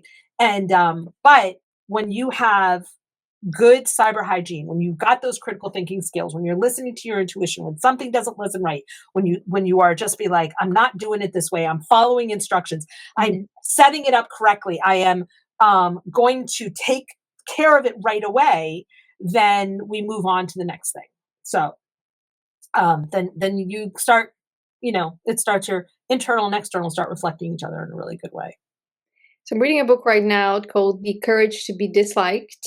And there's a quote quite early on in the book that says, all problems in life and society come from interpersonal relationships. So when you mentioned that cybersecurity isn't an IT problem, but people problem, it really is that. I think people want to have some leverage, people want to have some protection, and they do these seemingly awful things because they feel burned by their own experiences. They feel the trauma. They feel that they're entitled to some sort of compensation. They feel that because they're hurting so much, they're allowed to hurt other people. And I feel like this corruption that we're seeing in the systems around us, it comes from the corruption in our own consciousness. So the things that we're trying to logically explain as to why there's so much suffering, why are we hurting young people, why are we not protecting women in particular. There was an Olympic player in the Paris Games earlier this year. Right, the rapist assaulted a 13-year-old, even though the media said it was consensual. Yeah. The media is trying to spin the narrative as to it was consensual, and the media is also saying towards the case that is again in France happening right now, the open case that it was sex, it wasn't rape, even though it was 50 people while the woman was drugged. That was sex, that wasn't rape, because she's an adult, right? Yeah. So we need to consent. Interestingly, the issue of consent does not come up in French law. She was also unconscious, though. So, like, how you can call that sex when she wasn't even participating? She was a vessel. It's so infuriating. Re-educate a lot of professionals within the industries, because they've had the same programming that we have, but we've broken free from the programming. A lot of people haven't. What is your role all about? That's probably the main question of our podcast episode. Your role as a cybersecurity behavioral expert, and why should people pursue that path? So there are not a lot of cybersecurity behavioral experts, right? What people focus on is the IT side. What we all need to be behavior experts, like we need to be going out doing this. But explain why I got into this. I explained my probably pretty obvious what my passion is around this and why we need to do these things. Regardless of what you go into, if you want to go into cybersecurity or anything else, you need to be thinking about everything beyond what your specific area of expertise is, in a way that a lot of other industries are not, right? Cybersecurity requires, I believe, like a broader view and to look at the overall picture, right? There are certain, for example, if you are on certain sports teams, some sports like basketball or lacrosse, you need to understand what's happening on the field all the time, right? You need to be aware of what is going on, everything that's happening all the time. Whereas you're playing American football, you need to understand what your job is, right? That is your job. Don't worry about anything else. Focus on your one job. It's good to understand what's going on overall, but not everybody needs to understand that. And I think when it comes to cybersecurity, there are people who are really good in their lane, and that's great, right? But do not assume, nor should they assume, that makes them an expert on everything else, because it doesn't. I cannot tell you the number of IT cybersecurity experts who literally don't understand the difference between cybersecurity and data protection. It is not the same thing, right? So it's a fascinating thing. So why should people do this? Because they just should. They just should. Like, it is, I don't know how else to describe it. It is the most important part of cybersecurity, hands down. Yeah, the people. I mean, without the people, we wouldn't have cybersecurity issues, because technology would, even if we put hundreds of computers running, right, they wouldn't probably try to attack each other. They would just continue to advance and develop. But when you put the psychology of humans, the psyche that's been wronged, that's been traumatized, that's when the hidden motives start to appear, the manipulation, the gaslighting, all these dark psychology techniques that are coming to the surface. So the re-education of humans is a crucial component to rising above these tendencies to manipulate each other and make each other's lives more miserable than they should be. Like, we all experience pain. Why should we inflict it further onto people? Yeah. I don't understand that. It is not something that I wake up in the morning and think to myself, who should I hurt today? But I know some people operate like that. And I'm sure you've seen more than me, even as part of your work, as part of your career. I have. In my personal life and in the professional life, it's just astounding. So I've absolutely enjoyed our conversation about cybersecurity. Thank you so much. I want to share with you what I found about your name and astrology, because your profile is actually quite fascinating, and your work is quite fascinating, because you do more than just cybersecurity. You're also a leadership strategist, you are a clarity coach, you help people get more empowered from within, especially when it comes to female leadership. So female founders, yeah. I was really interested in understanding what your life path is. And then you shared your large acronym, which hopefully I got right in terms of the 3 middle letters. They're just for your middle name, right? Yes. Perfect. So your main path in life is creativity. And what I mean by that is creative problem solving, creative intelligence. So tapping into that intuitive side and borrowing some of that brilliance that logic will not get you to explore as much. So share your creative intelligence and build innovative products. And interestingly enough, when I did a profile episode of some of the biggest innovators and billionaires in the world, they all had 5 in their name. They had that ability to use the creative intelligence to Elon Musk has 5, just to give you an example. Oprah had 5. So big names that can connect people because they knew how to use that intelligence from within. That's cool. Then when it comes to your middle name, this is how you're supposed to help people, actually. This is something that's very good. Like, you're very good at it inherently. So you're here to help others. So you have leadership, psychology, and partnerships within the domains that you already excel at. So now you're here to pass them on forward and empower people when it comes to leadership, help others believe in their ability to lead. Then psychology, help others unlock more of their potential. And finally, partnerships. So co-create with others and form strategic bonds, but also partner people, help people kind of network and find their missing employee or find a missing collaborator, because you can read people very well and partner them in a way that allows them to grow side by side. And finally, your last name, which leads to the way that you're going to share who you are and kind of grow. It's your expression, it's your communication with the world. It's all about resources. So explore the path of generating material wealth for others, for yourself as well, but channel that creativity into these products, into these business structures, into these services as a way to be able to help yourself and other people. With the overall life path, 10, which is the path of success, achievement, public life, recognition, which explains why your portfolio is growing exponentially every single year, because you're moving in alignment with all of these instructions. And it's quite a beautiful kind of alignment, I would say, based on everything that you do. I know we dedicated our episode on cybersecurity, but we can easily dedicate 10 more episodes about the things that you're expert at. And we're going to have beautiful breakthroughs. Any surprises? No, actually, what the surprise is how on point it is, given with what I'm doing now. Because the thing that I work with female founders, I finally came to the conclusion that while I am a natural born leader and I do a lot of leadership work, I have always felt that my thing is to build other people up so that they can kind of go explode. I always say to people, we don't play small here. Like we play big. I don't want I just want to support my family, right? Like, I want to know what your secret desires are, and then we're working towards them. And one of the things I always do, partnership, resources, pulling people together and sharing resources. So that just kind of, I just took a screenshot. That just kind of blew me away.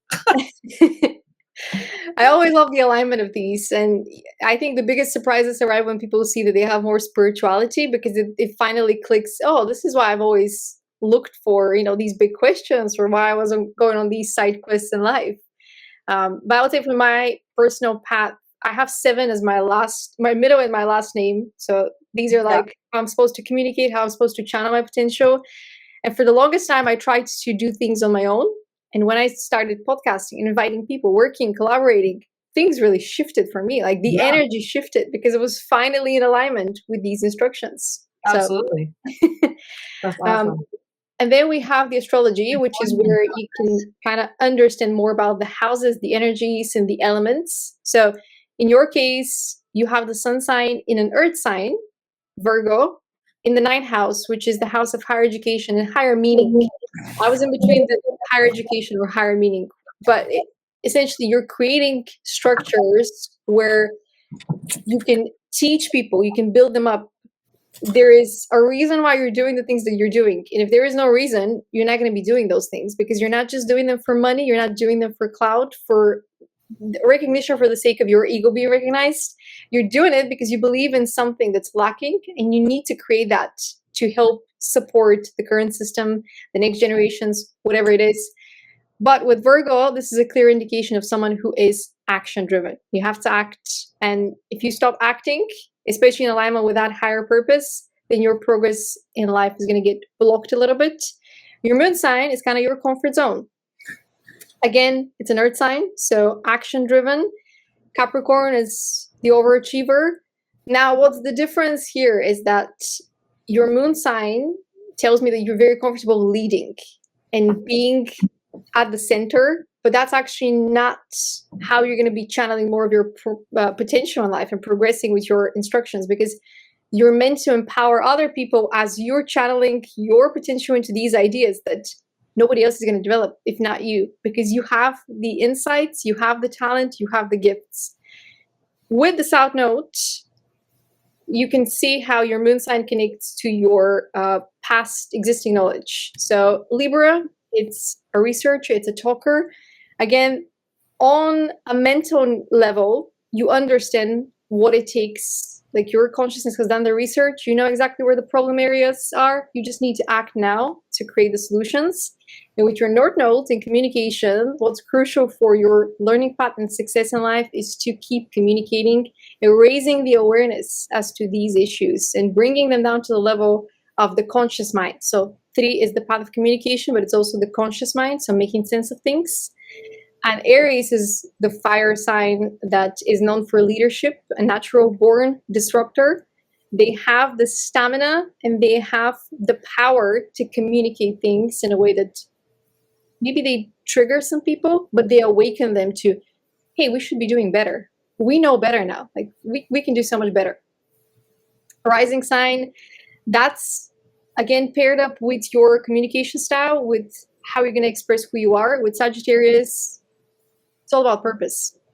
You're here to lead with that purpose and bring that higher meaning into everything that you do. With the Venus sign in higher education, again in Libra, you're meant to do this with people who understand exactly what you're here to do, people that are equally passionate about you. So the overview of your profile is you're here to be an innovator with a cause. So your creative brilliance,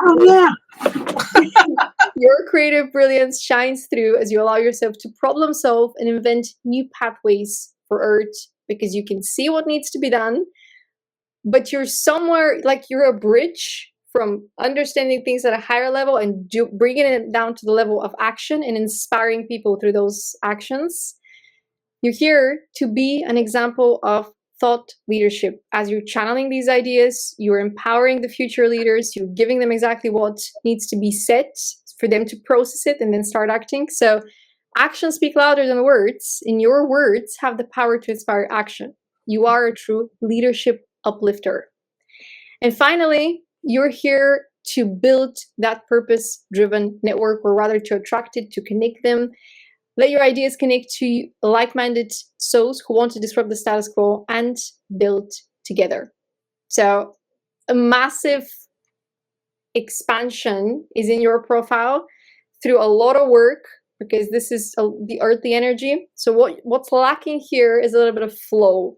So my advice would be find like-minded people who have a little bit of water in their elements, so they can bring some of that flow to you to help make it a little bit easier for you, because you're purpose-driven, you're inspired, you analyze things with great clarity, you put in the action, you just need a little bit of flow for that success to just naturally ripple out into the world, into communities. You're nodding a lot, so I take it this resonates.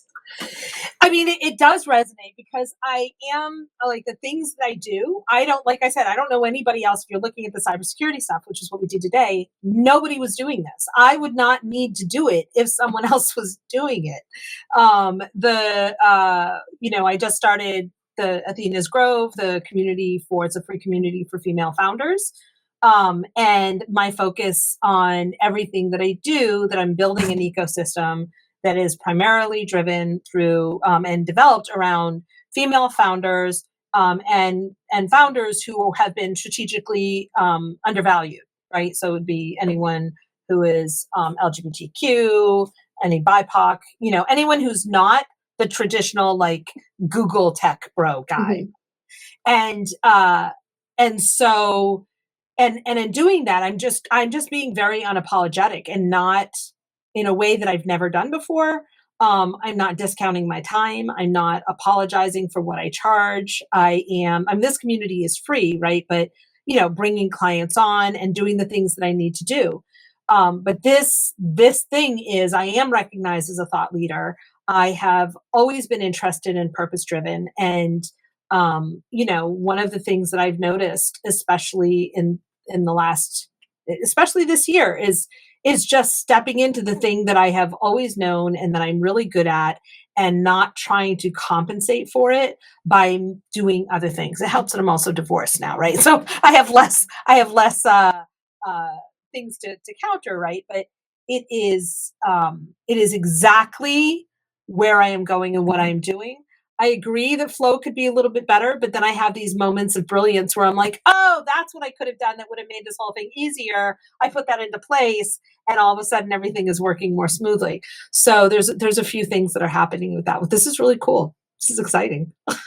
I mean, it's exciting to read all of that as well, because there's a lot of motivation that comes with your life path, with your earth instructions. And I'm inspired just reading this, because I think your biggest messages to society, I think you haven't even channeled them yet. I think you're yet to share what's really at the heart, at the core of who you are. But you have this deep passion for work. And we've only had like 2 conversations, but I'm sure that everything that you're doing is bringing that inner transformation in people, in the conversations that you're having with people, and they're able to continue the same conversations that you have with them, with other people in their own community, which I think is probably the biggest impact of your work. I would do that, right? And the thing that I do consistently, which one of the reasons I really like teenagers, right? You treat them like human beings, and they're just kind of amazing and open to listening to you and telling you things. But also women, kind of when they finally get to a certain point in their life where they just have no more fucks to give, and they kind of want to do their thing, and they're like, I'm just not going to apologize for existing and to bend over backwards and do all this stuff. Is to sometimes it's as simple as just giving someone permission to do the thing that they need to do, right? Or the thing that they want to do, or to validate it, or to, people. I once, I once had somebody tell me, who was actually a man, interestingly, he said, Natalie's the kind of person who could tell you where to go and how to get there, right? He was basically could tell you to fuck off, where to go and how to get there. He said, and at the end of the conversation, you're going to come back and ask for more.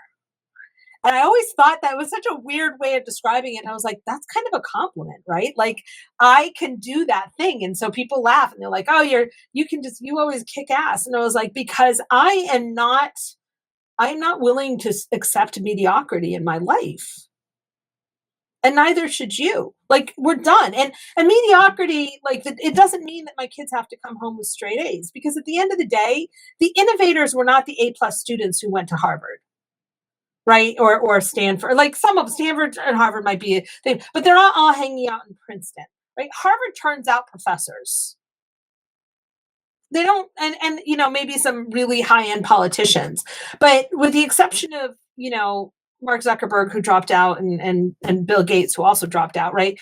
With those kinds of exceptions, they're not the ones who are doing the things that are really disruptive, that are changing the world. And that is what I want to do. I want to inspire the people to change the world. And the only way that I believe that that's going to happen is business plays a role.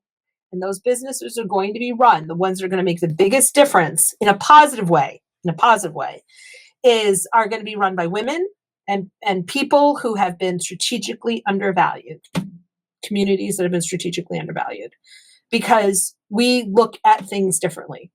If you're neurospicy, Most big innovators have a level of neurospicy, somewhere neurodivergent in their thing, right? Because they don't see the world the way everybody else, a neurotypical would do, right? We're looking to solve problems all the time. Yeah. That's the right brain. That's the creative intelligence. And Yep. I think the feedback that you receive, that you can tell somebody where to go and they'll, come back and ask for more. That's the Aries. That's literally the North Node in Aries with communication. You say 5 words, but these words resonate so much. So strong. Tell me some more. Actually, that was really good. You are here to bring positive change. Natalie, you are already creating positive change with your work, with your example, with your presence. And this is the point to mention that one is not born into their purpose, one steps into their purpose. With I love that. I love that. I heard that when you in the beginning. Oh God, that's really good. It's one's choices, and our choices define our lifestyle, our whole life. So we can shift our life for the better at any point. We can choose to create something. We can choose to be of service. And you have created a course called Secure Your Shit. So tell us, why should we join it? Because the way this course is different than anything else that anyone has done is how I approach it, right? I give you enough information to understand the importance of the issue, and I help you put the pieces together. And then I have a workbook that goes with this that is like, these are the steps that you need to do. So I'm not going to say, for example, oh, you just need to make sure that because we talked about routers earlier in the podcast. You need to make sure that your routers are set up correctly, right? That's an easy thing to say. And that's an email that you get from whomever, right? From your phone company or your internet company. What I do is I go, okay, list all of your devices that use the router, decide which version of the router, set up your router properly, right? So I walk people through the steps so there's no thinking involved, right? I want you to understand it, and then I want you to do it. There is nothing that you have to do in this course that requires an advanced degree in cybersecurity because you don't understand what the next steps are. Because, as I said, it's not necessary. And so that is why I created this course, is I wanted people to go in, have the confidence, understand it without getting all technical, right? Because there's very little technical stuff. Understand why it's an issue, and then here's how to fix it. Tick, tick, tick, tick, tick. Literally checklist. Here's task number 1. Here are the things that you do in order. The cool thing about cybersecurity, which people really don't understand, is once you set something up, it's not a very difficult way to maintain it. Just like once you learn to cross the road when you're 3 or 4 years old, you just automatically look both ways when you go to cross the street, right? That's just something we do, right? You don't have to be reminded every time you go to the bathroom to wipe your butt. You don't have to, be reminded to do certain things. Like in the US, seatbelts are legal. Sometimes you forget, but you get to a point where you drive so often that it's just like you get in the car, you put on the seatbelt, right? Like it becomes a habit. And so my goal with this course is to get you set up so that there's when I say there's a lot of stuff that once you set up, you never have to deal with, I probably would say 80+%. Like it's a lot of stuff. Once you set up, you don't have to think about it. And then the rest of it are just habits and using some critical thinking skills that nobody's explaining to you. So why do you take the course? Because once you're done taking the course, you will have secured your shit to the best of your ability, and you don't have to think about it, and you've understood why, and you start looking at your digital world differently. It's that simple. I love that.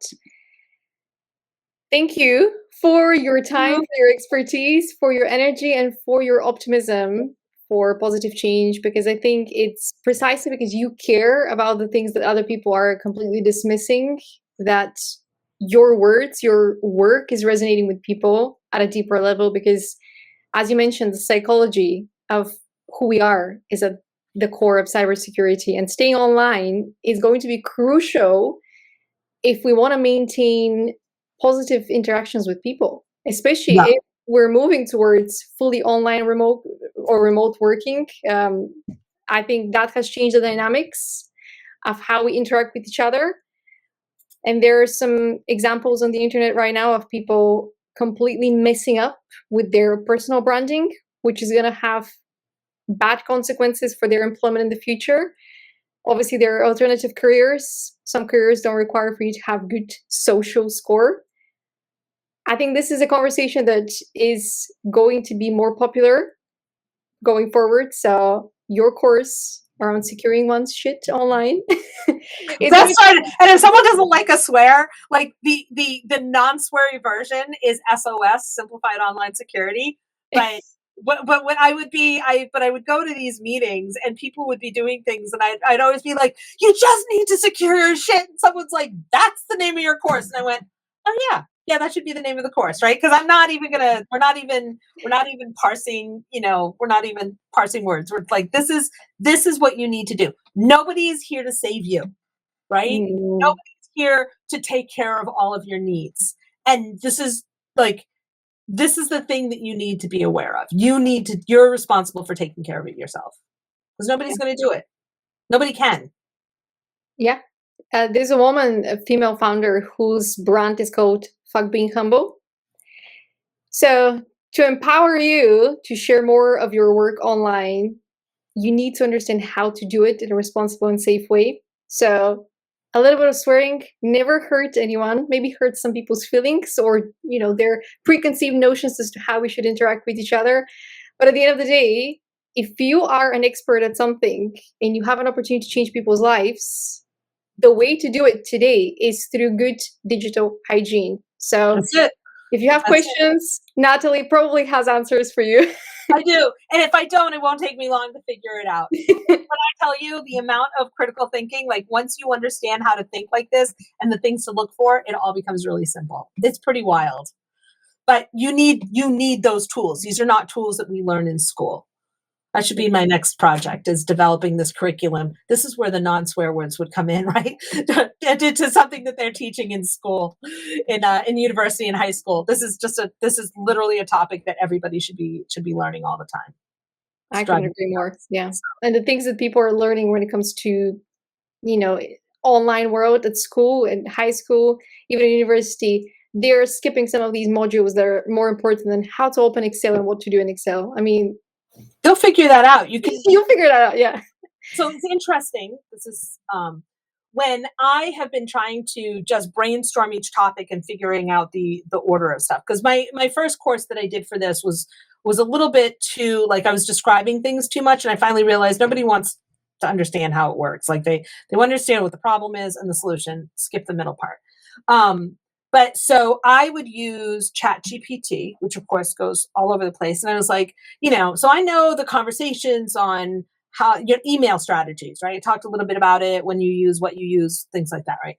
And so I said, what could I be missing? So I'm asking ChatGPT all of these questions.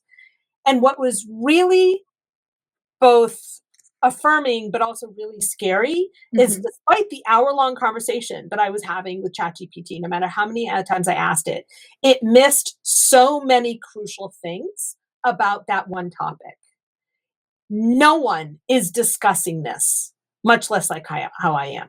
Nobody says to you, I've yet to hear anybody say, you need multiple email addresses. Your business should never be mixed with personal. Right? Like, I had a client who was like, oh my God, she was so pleased with herself because she set up all these Gmail accounts for her accounts. She's like, well, it's like their first name and the name of my company at gmail.com. And I said, but you don't own those accounts. She goes, yes, I do. I said, no, you don't. It's a Gmail account. They can just switch the phone number out there and you're shit out of luck. And she was like, what? And I said, you need branded, right? Because she was an accountant. And so her stuff, like nothing that's ever going up should be anything except an @yourcompany.com email address. And it's like these little things that people don't think about when they're putting this stuff together. And yet there's nothing out there, literally nothing out there that I have been able to find, either through Google or ChatGPT or Genesis, because I'm curious, what am I missing that I can make sure that would be a really good strategy? It's not there. Yeah. It's not there. So I don't know. It's one of these things I've had several people in the startup world being like, you're never going to make any money this, you're never going to do that. And I was like, but at the end of the day, this is like a passion project for me. Like, I want people to be safe. I would like to make money. I think people should buy my course because, like, you're not going to get it any easier than this. And it's so much less expensive than ever getting hacked or any of these other things. But at the same time, like, this was one of those things where if a client had come to me and said, this is what I need to, this is what I want to do, we would have a real conversation about, are you willing to do this without making a whole lot of money, or people not really paying attention to you in the early days? Because contrary to everything else that is out there, we're going to have to start doing a lot of education. Like, this is not I'm doing this great thing and I can move forward and doing this stuff. I launched Athena Grove a week and a half ago, and I have 125, 150 people who are already like, I'm in. Right? That was a no-brainer. People understood exactly what I wanted to do. I've never had people show up 150 for any of the stuff with the Cybersecurity for Human, despite the fact that it is so incredibly important. I think one of the things that people don't understand is that you have to invest in a certain level of security at the start of your business. And it might seem like it's too early for it, but it's better to be safe from the very beginning, because you're also setting an example, and you're also saying to people that are contacting you that you care about your security. So the people that you're going to be attracting, they're going to be a mirror to that. People that respect that, people that value that, people that want to work with that level of security. So any spammers, any hackers, they're going to be almost like turned off by the level of awareness that you have. And that's... Well, here's the thing. When something gets hacked, I'm not worried. I'm never worried, because my password is different and I don't use email addresses that are consistent, right? Like, I have a pattern. There's certain email addresses for certain types of things, but I'm not worried. So if you get hacked, I'm like, oh yeah, so I have to change that. No big deal. Like, I don't have to worry about it, because they can run my account through any of the software that can check, thousands and thousands of sites, and it's not going to work anywhere else. So I don't have that level of panic. But we should be doing this personally too. And I think that is where the real disconnect is people are like, oh, and like in the US, wire fraud for real estate transactions alone is a almost $400 million problem, right? I had friends who almost were victim to this, and the title company called her and they're like, I just want to make sure you and I have been talking about this on the phone, right? So they recognize voices. They had a conversation. What's your password? There's, special passwords, which, by the way, isn't in the system. It's handwritten, like all the stuff that goes in. And she's like, no, you stick, like the money is going into my account. Like, the money has to go into this account, not the new account that you just got. Right. But the question is, what was the weak link in that entire thing? Well, the couple used to, I think one or both worked for Google, right? So they are like security nuts. Like, they do everything they're supposed to do. The title company has all the stuff they do, including all the passwords. So where was the problem? The problem is either the bank or the real estate agent, right? They got in through, they got the information, they saw her husband's name, they're like, we're going to create an email address that looks almost exactly like it, and we're going to say, hey, saw this, want to make sure that, we decided to move it to a different account. So what does that tell you? That tells you that whether you are doing personal or business, and you're doing business with somebody else, one of your questions is, hey, tell me about your personal cybersecurity.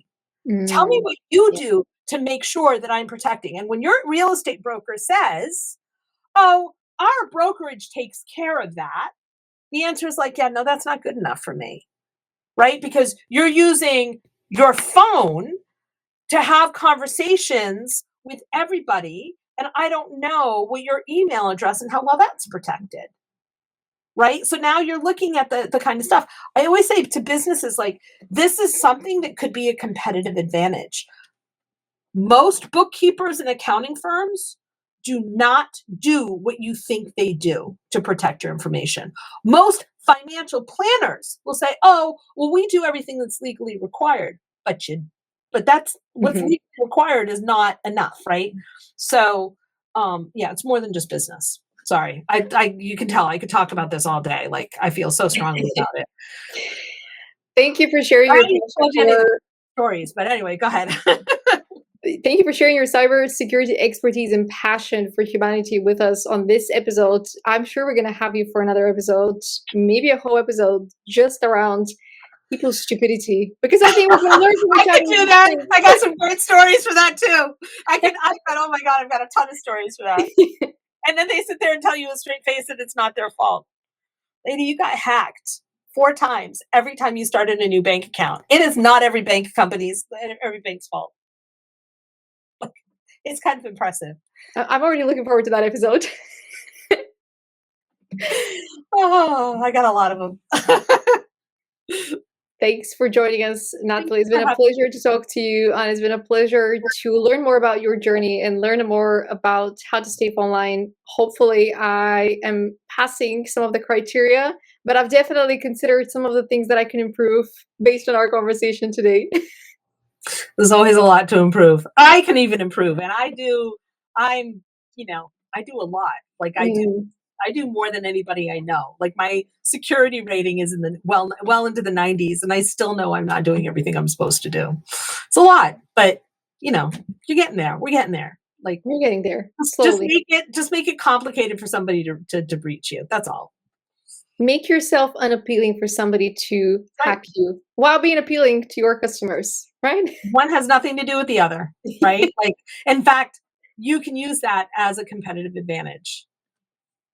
Why we do the things we do, why we require safe words, why we always do this kind of information, what 2-factor authentication is a thing, why we use YubiKeys, whatever the deal is, it's a competitive advantage, and you learn that. Like, yeah. All of that. Thank you once again, and thank you for watching or listening. Stay safe online and offline.